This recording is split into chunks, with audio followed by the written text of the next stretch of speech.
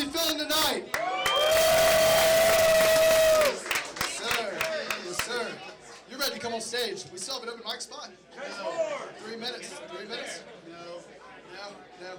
My name is Patrick Bourne. I want to say thank you all for coming out. We did not expect such a turnout, and we're very appreciative. I was just going to tell y'all kind of how it all came about. Does anybody listen to Joe Rogan? Gator! No, I'm joking. So basically, I was like listening to his podcast, how he went to Austin, and there was no comedy scene, and he was like looking around, and he eventually, bought a club and made it into what it is, and I'm barely out of college, I don't have enough money for that, so I reached out to Casey, who owns this bar, and I said, what would you think about having some comedians come? And he was like, definitely, if you can kind of organize it. So I reached out, and then some people knew other people, and kind of all like a snowball effect, and we ended up getting 5 great comedians. So we're looking forward to it. And I want to say thank you all for trusting us. Make sure to take care of the bartenders back there, because they're definitely taking care of us. And our first comedian, he reigns out of Athens, Georgia. He had to duck down to get into this building because of how low these ceilings are. His name is Alan Teens. Give it up for Alan Teens, everyone.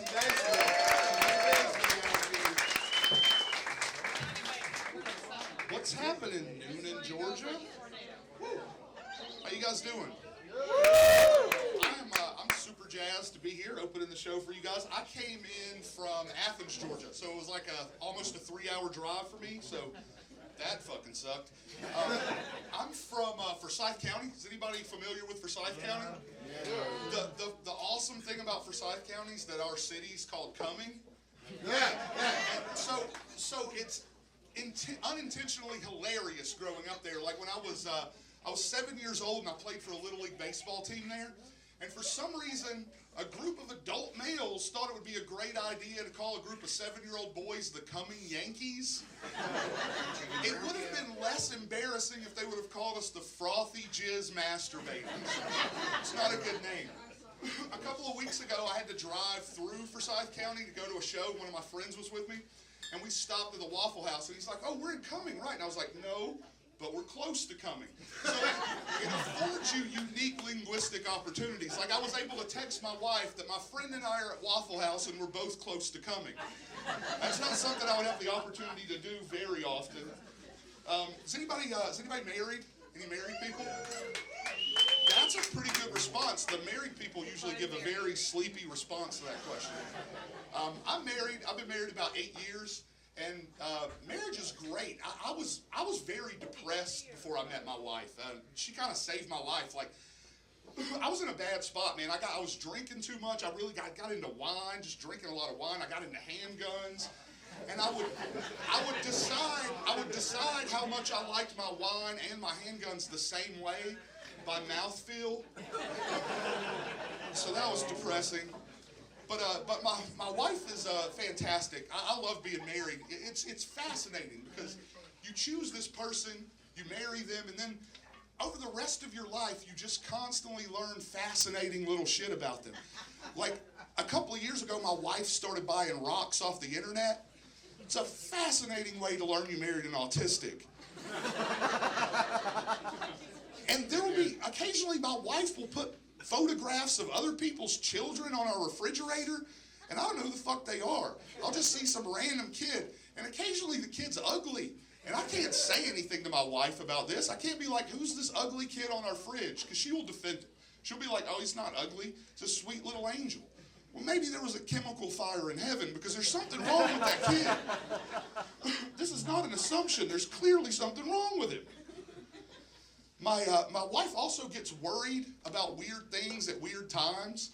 Like we were going to go into the bedroom and have marital relations the other night. After we'd had a great date night, hanging out, we went out to a restaurant, sitting on the couch, watching a movie, drinking some wine. And we're about to go into the bedroom, and my wife says to me, I've got wine breath. Is that going to be okay? I'm like, we're like 10 minutes away from you having dick breath. I don't think wine breath is anything for you to be concerned about. Like, my whole face is about to be covered in vagina. I'm not going to be like, should I run floss real quick? I'm going to assume everything's good and proceed. Like I said, though, me and my wife, we have a really good relationship. We don't leave the house much, if you guys know what I'm talking about.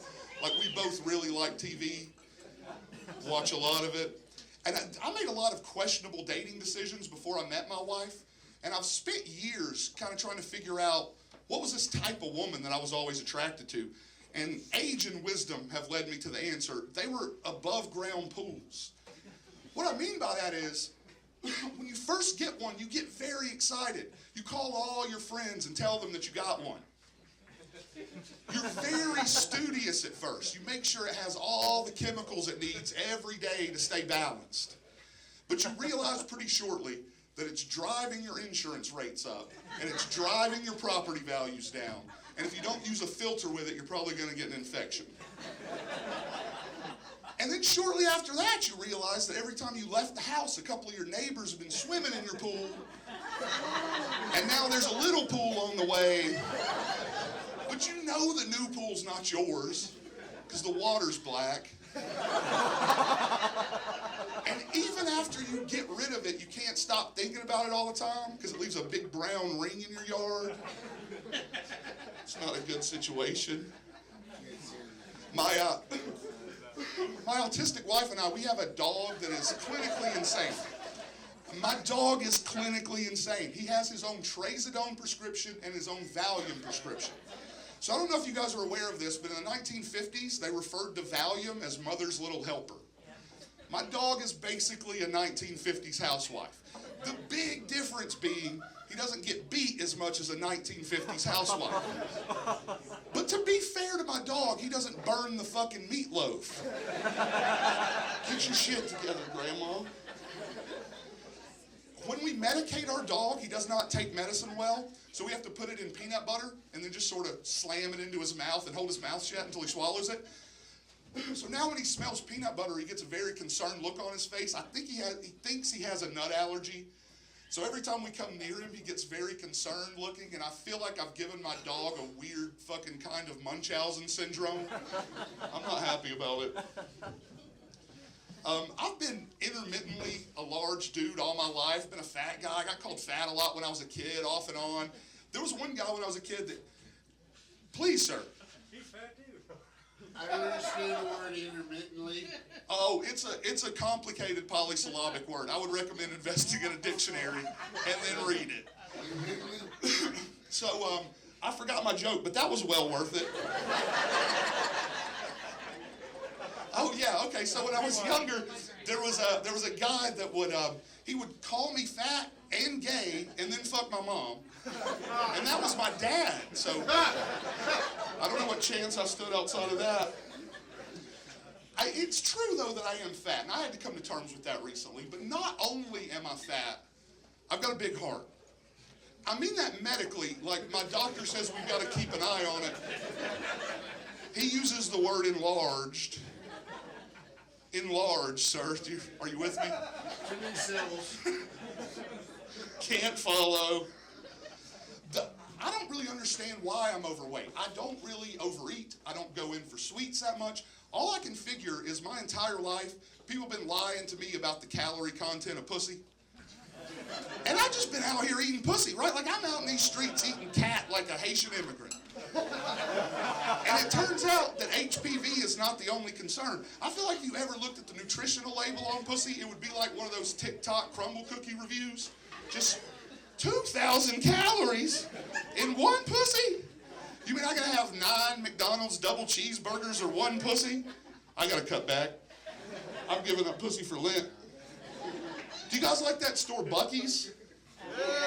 I don't like Buc-ee's. I think Buc-ee's is the reason there's calories in pussy. I had some pussy after a brisket sandwich and half a bag of beaver nuggets, and now I'm pre-diabetic. I blame the beaver nuggets. Have you guys heard about the Tesla dealerships getting vandalized? Yep. That's crazy. I actually drove past one of those the other day, and it was wild because, like, here's this big-ass Tesla dealership, and right by the front door is a huge swastika, and right underneath that was where they vandalized it. Did you guys? That one takes a second. It's got to settle in. Working on it. So, his general overall behavior, I don't know how you guys feel about Elon Musk, but his general overall behavior recently has led me to believe that X is an unfinished logo. Just marinate on that one for a moment.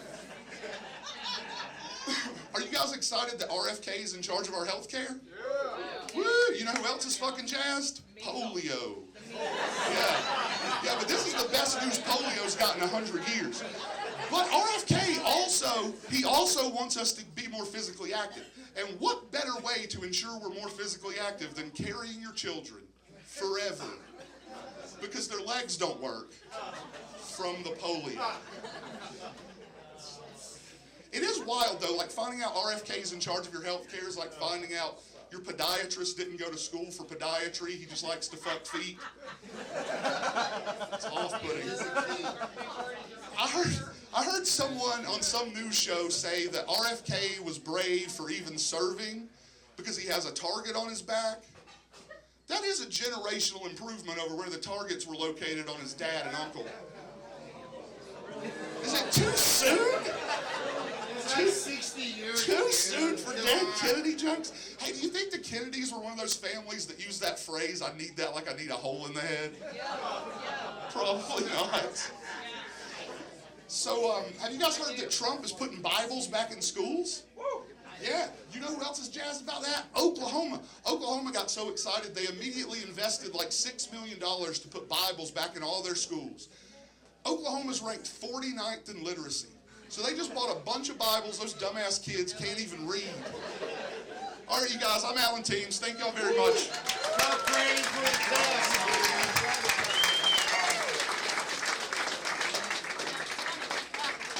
Good job. Good job. Thank you, Alan Teams. Safe travel back to Athens.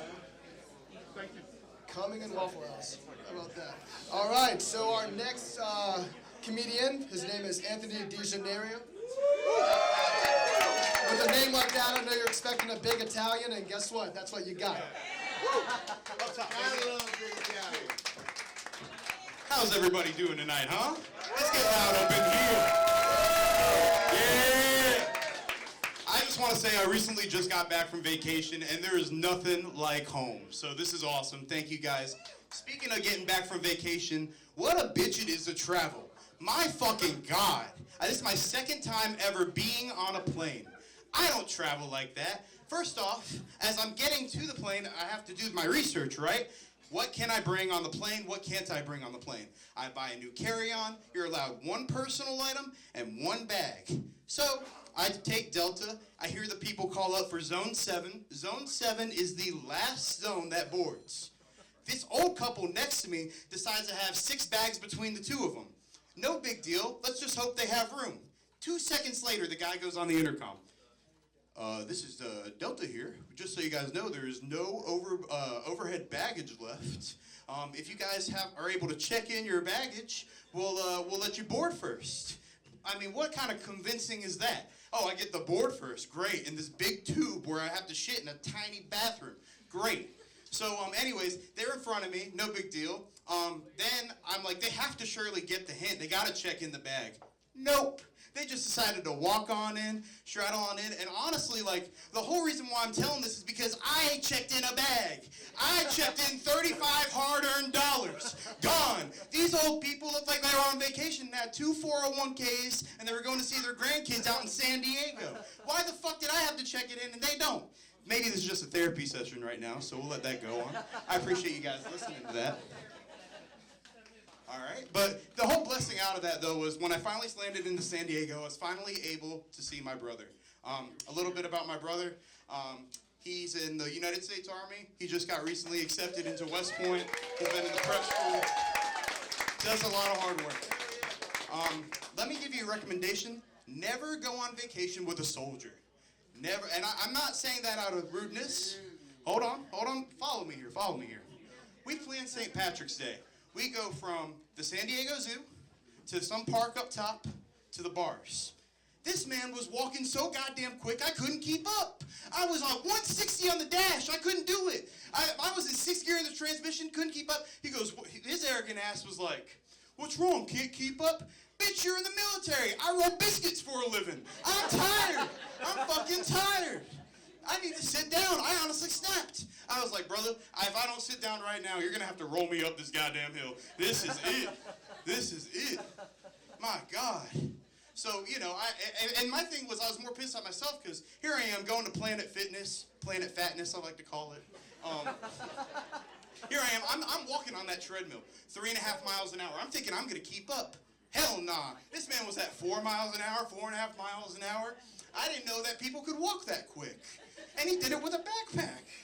Hell no. Also, the whole reason why we went out there, too, though, was because we had some cousins out there. And, like, our cousins were like, we want to take you to a nice restaurant. I knew the restaurant was nice once we got to the table and there was 3 forks. I used 3 forks for maybe a month. Like, that's all I need. That's a lot of dishes for one meal. So here we are. We're sitting down at the dinner table, and then my brother's like, "Excuse me, I have to go to the bathroom." He comes back from the bathroom and goes, "Anthony, you have to check out this bathroom." So I go to the bathroom, and there's a glory hole. I'm just kidding. There was no glory hole. But, you can check for me, though. So anyways, I go to that bathroom, and there was ice in the urinal. To me, that's fancy. I was pissing halfway through, and I stopped because I wanted to hear the crackling of the ice, and then I went back to pissing.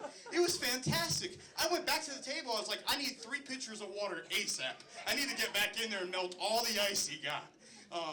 So that was awesome. And then, like, this, I'm honestly pointing to the camera at this. Cousin Greg, Cousin Linda, you know they're retired because they had their heat on in California. You think I'm sweating now? I was sweating way more with the heat on in 60-degree weather. And here I am sleeping next to my brother. There's a whole bunch of fog on the glass when we would wake up. These people must have thought we were having gay sex because we're in a goddamn condo. Here I ended up putting like a smiley face in the morning. Like we're like, "Help me, please," you know, things like that. Give me 1 second. My fault, folks. You know. Oh yeah. So then. This is the final thing that I can take away from this trip and why I really missed home. Here I am, we're at the Pacific Ocean. I'm like, I'm going to dip my feet in this ocean. So I do. It was fantastic, but that water was cold. So we moved to the sidewalk. This man on a bicycle is riding his bike with no hands. So I turn to my brother like this, and I go, "Hey, Michael, look, no hands, no hands." Not even 2 seconds later, a man on a unicycle rides by with no arms. And here I am going, "No hands, no hands." Reverse Lieutenant Dan whizzes by me, and then everybody in the world is laughing on the sidewalk. I'm like, damn, man, like, I didn't mean it like that. The guy before him had the no hands. And then that's when I realized God has a sense of humor. I know that God forbid, when my time comes, I'm going to be walking down the street, Jesus is going to walk by me and go, "No hands, no hands." Thank you, everybody. Thank you so much for coming out. Love you guys. For real.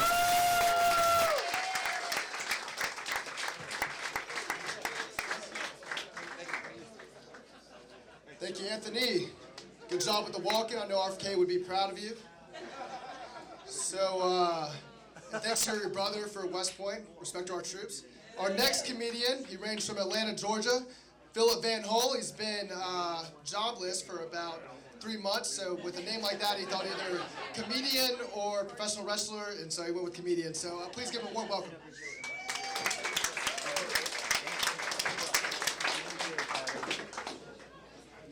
Yeah, lucky guess I was unemployed, dude. Yo. Good to be here. I'm trying to find a new job. I feel like I'm being pressured into it, really. You know, everyone keeps telling me you can't do DoorDash full time. I disagree. You know, it pays the bills. Of course, my only expenses are alcohol and Subway, so things are going pretty good. No, but on a serious note, you know, these people need their fucking chicken sandwiches, you know. Someone's got to give them to them. Why not me? You know? I mean, they tip great, you know? They view me as a hero. Yeah, listen, I don't get paid. I make like $150 a week, if I'm lucky. I don't even do DoorDash, I do Grubhub. That just doesn't have the same ring to it, you know. Grubhub is more run down and poor. You tell someone you do DoorDash, you're like, wow, good for you, man. It's like if DoorDash was like a normal, healthy person, then Grubhub would have cerebral palsy. You know I'm right. You know I'm right. Yeah. No, but for real, this job sucks. But I stick with it. You know? I tell myself every day, just don't quit today, quit tomorrow. That's my mindset every day, just quit tomorrow. You know?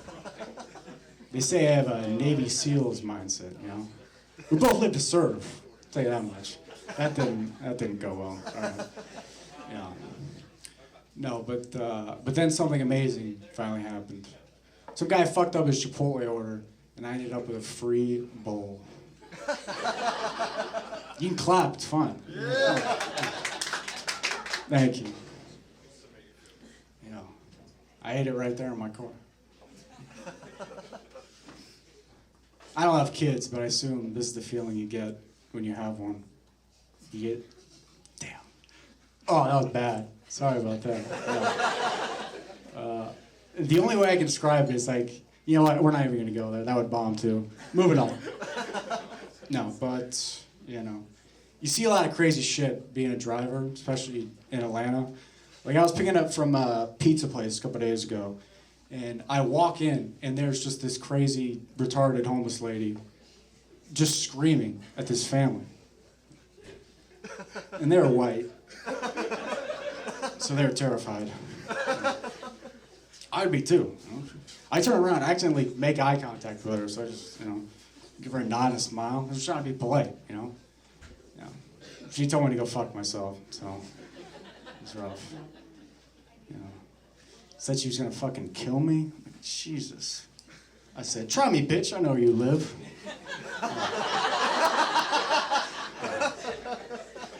No. But I asked the guy at the front, I'm like, hey man, are you okay with this? This woman is threatening your customers. You're not gonna kick her out or anything? And he goes, I don't know what you want me to tell you, man. She's the manager. All right, I'm not surprised. Sometimes it pays to be homeless, I guess. I don't know. All right, that's my time. Thank you very much. Thank you.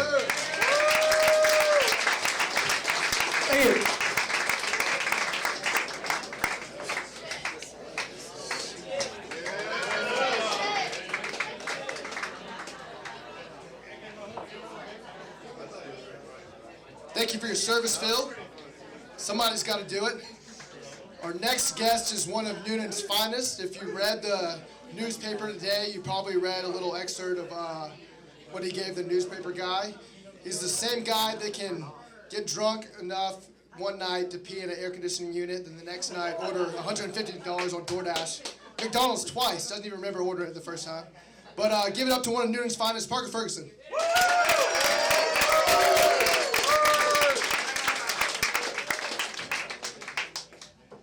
To be fair, first, it was McDonald's once, Taco Bell twice, and a Mexican restaurant. But Noonan, how the hell are we doing tonight? I will say I'm very gracious to see everybody out here tonight. It's a big thing for us. One over here in the historical below the neck. Where the fuck are you, Alan Jackson? Not here, because we got the talent right here, right now.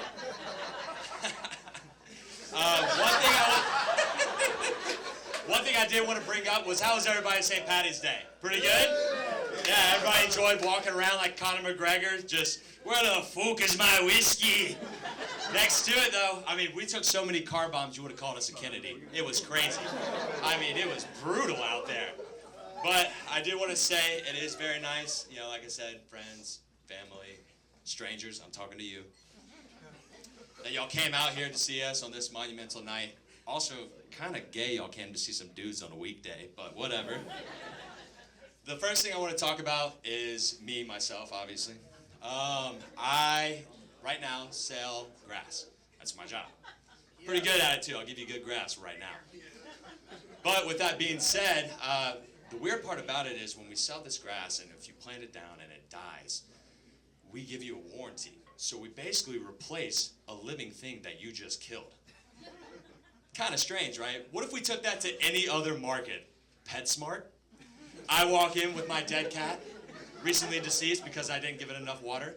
I throw it on the table. What do you think about Mr. Tibbles? Is he good? He looks pretty dead to me. That's why I'm here for the warranty. So they give me a new cat, all is well. What they don't know, that's his 6th cat this year on warranty. But the funny thing, though, that comes with animals, now that we're just on the topic of it, animals themselves, they react how we want to. But since we have something called a conscience, it makes us stop doing what we want to act on and do what's right. Like, for instance, here's an easy one. If I had to take a shit right now, which I don't, if I had to, though, I would think, 1, I got a shit.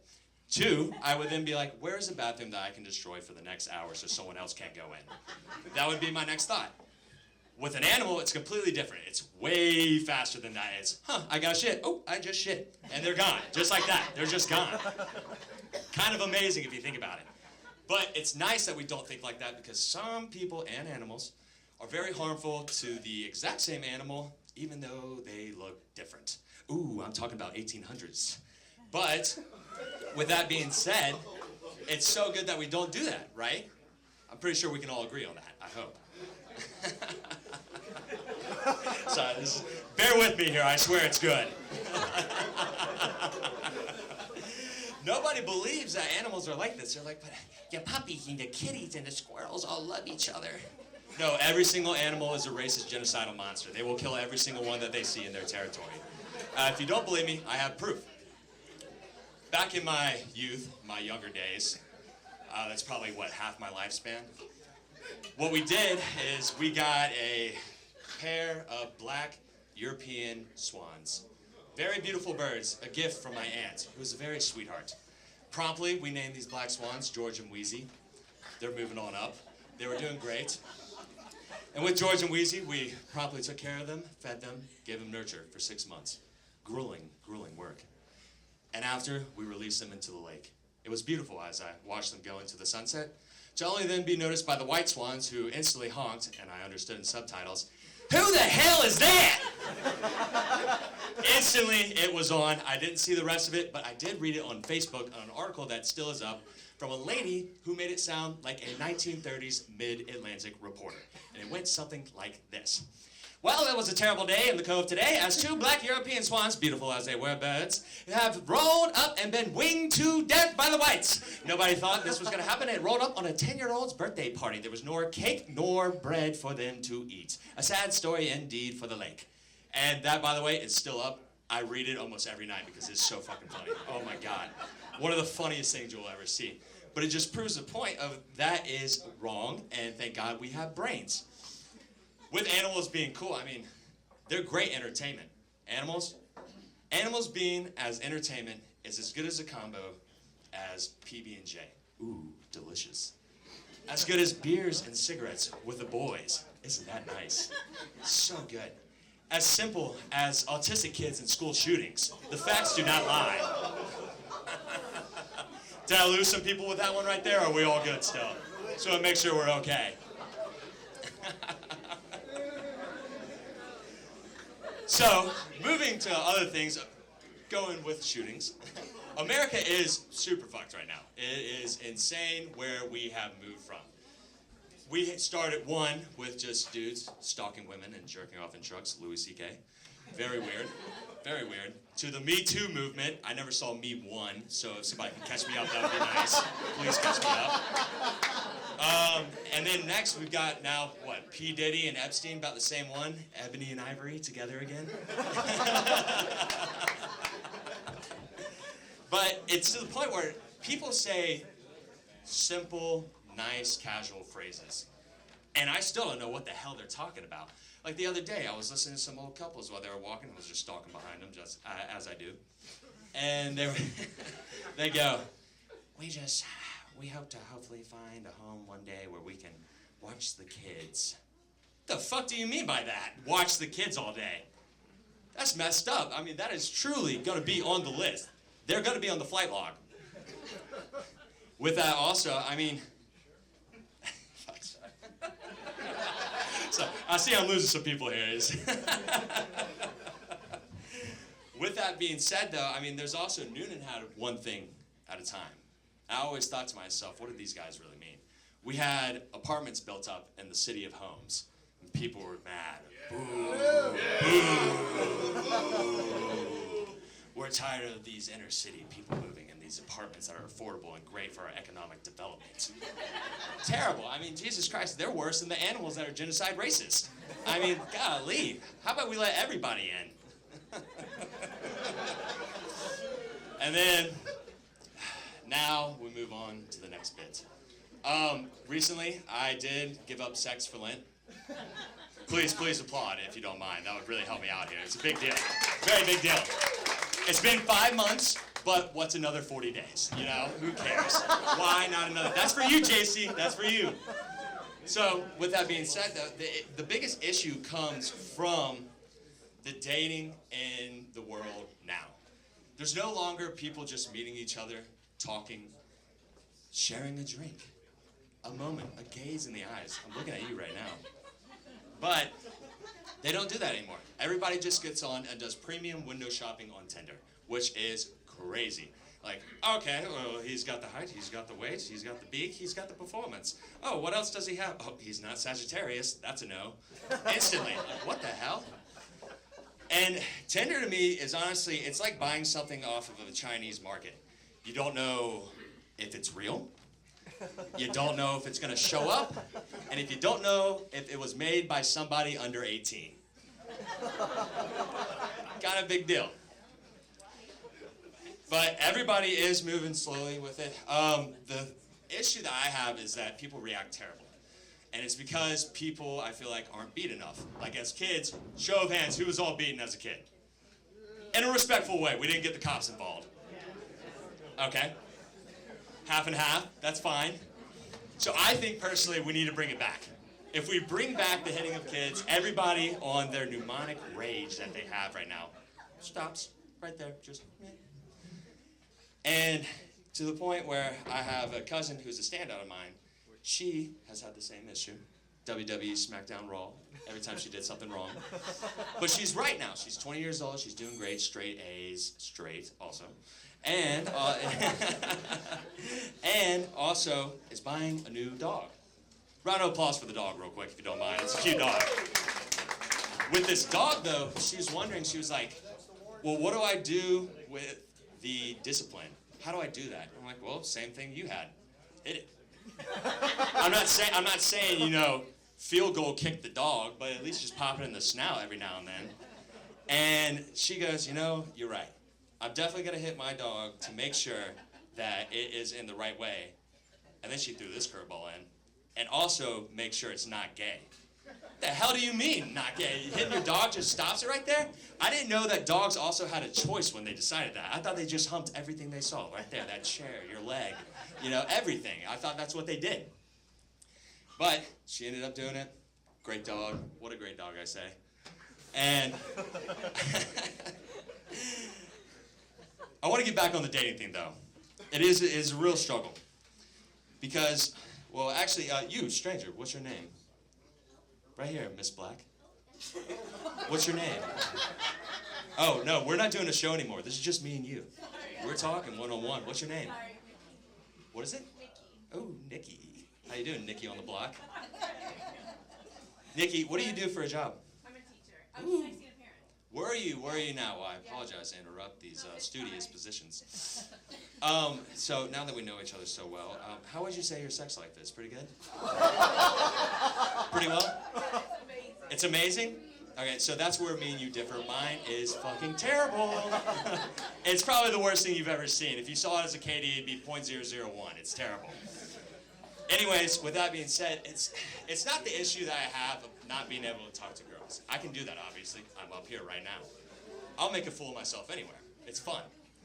But, so, I get to talk to these girls, and we end up, you know, going back to home together.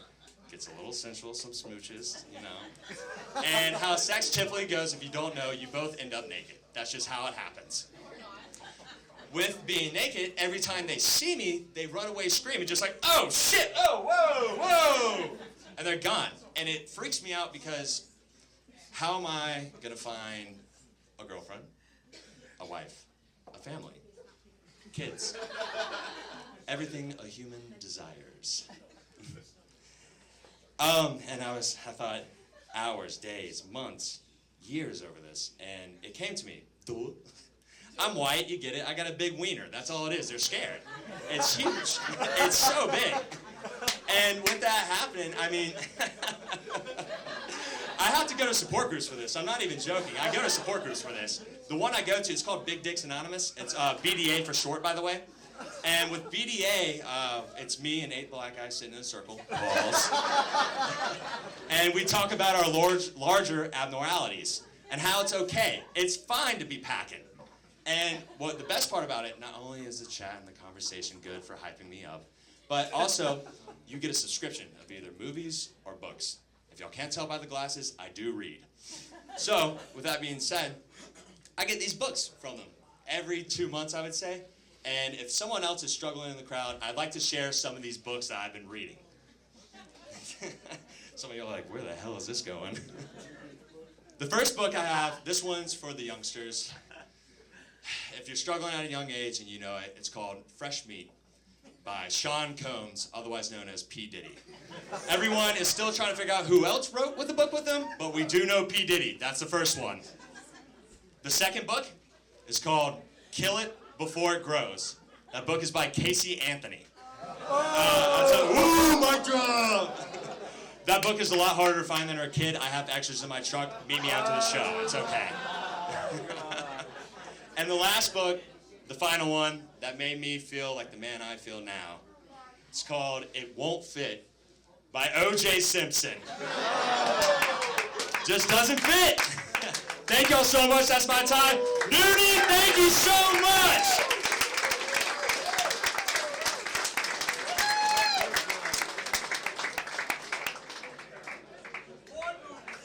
Good stuff, Parker. Our next and last guy, he's from Athens, Georgia. His name is Philip. He actually met Parker in Big Dicks Anonymous, and Parker invited him to the show, so give it up for Philip.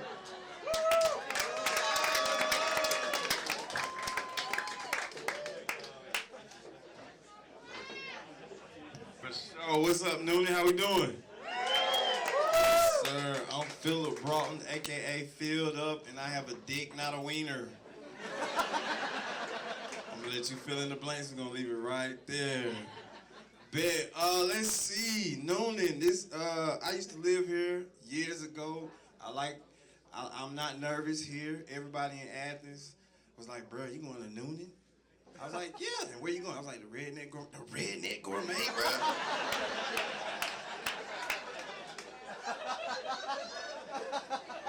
You sure you don't need the strap? I said, no, I'm good, bro. There's some good white people in Noonan, for real. Give it up for yourselves. For sure. I was not nervous. I worked here during the pandemic. And I see y'all just had an anniversary for that big storm that came like a couple years ago. Yeah, y'all remember that? Yeah, shout out to y'all for being Noonan strong.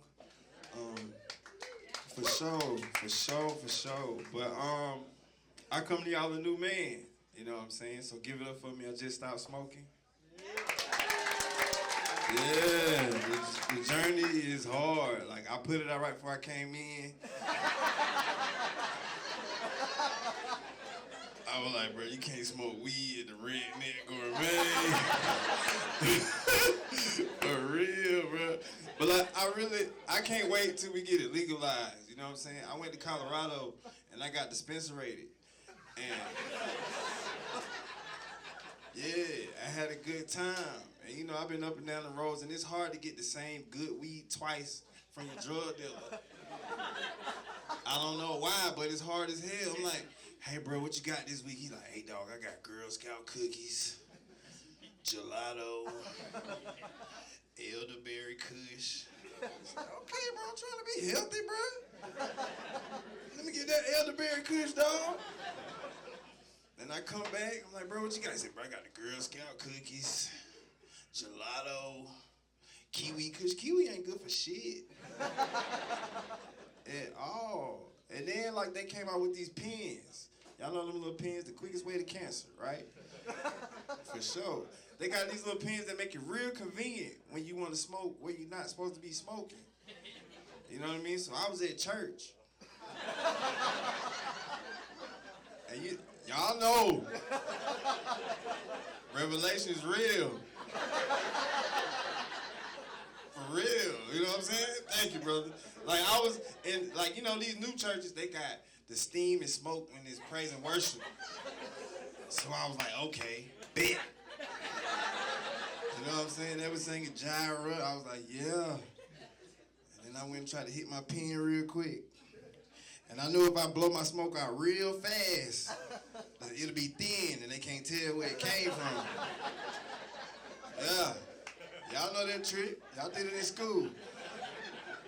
So I hit it real quick while they were praying.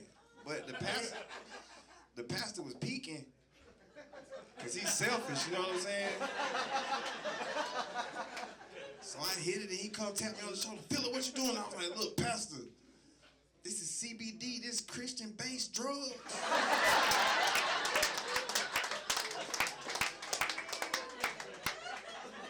I thought I was straight. Yeah, they kicked me out of church. Some bullshit. Amen. Amen. Thank y'all. Give it up for Pat. Give it up for Passion. Good job, Phil. Congrats on the pregnancy. Read that Casey Anthony book before it's too late. Really quick, I hope y'all enjoyed it tonight. If you have any comedian friends, it's hard to, round up a good group, and it takes a while for material, but if y'all have any comedian friends and you think they'd want to do it, just tell them to reach out to either Below the Neck and they'll put it in contact with us, and hopefully we can make this a monthly or every other month thing. But thank you all for coming out. I'm Kevin Hart.